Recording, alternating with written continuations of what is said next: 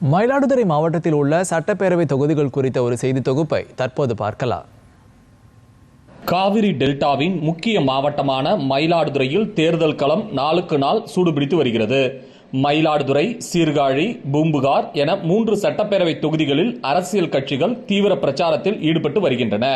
விவசாயம், மீன்பிடி, குடிநீர் உள்ளிட்ட பிரச்சனைகள் தேர்தல் மைய கருத்துக்களாக மாறியுள்ளன. மயிலாடுதுறை தொகுதி 1952ஆம் ஆண்டிலிருந்து தேர்தல் வரலாற்றை கொண்ட இந்த தொகுதியில் காங்கிரஸ் மற்றும் திமுக தலா 5 முறை வெற்றி பெற்றுள்ளன. அதிமுக 2 முறை வெற்றி கண்டுள்ளது. இந்த முறை கூட்டணி ஒதுக்கீட்டின் அடிப்படையில் காங்கிரஸ் சார்பில் ஜமால் முகமது யூனுஸ், பாமக சார்பில் சித்தமல்லி பழனிசாமி, நாம் தமிழர் கட்சி சார்பில் காசிராமன், தாவேகா சார்பில் ஹாரூன் ரஷீத் ஆகியோர் போட்டியிடுகின்றனர். வாக்காளர்களை நேரடியாக சந்தித்து ஆதரவு திரட்டும் பணிகள் தீவிரமாக நடைபெற்று வருகின்றன.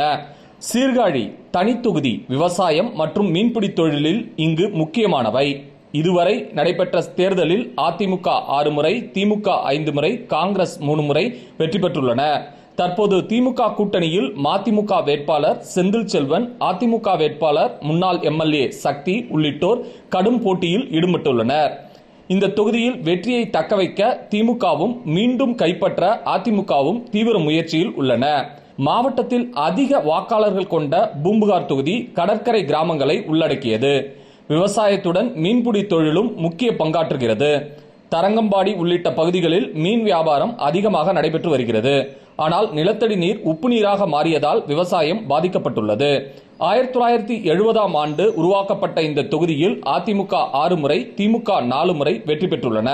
திமுக சார்பில் நிவேதா முருகன், அதிமுக சார்பில் பவுன்ராஜ் தீவிர பிரச்சாரத்தில் ஈடுபட்டுள்ளனர்.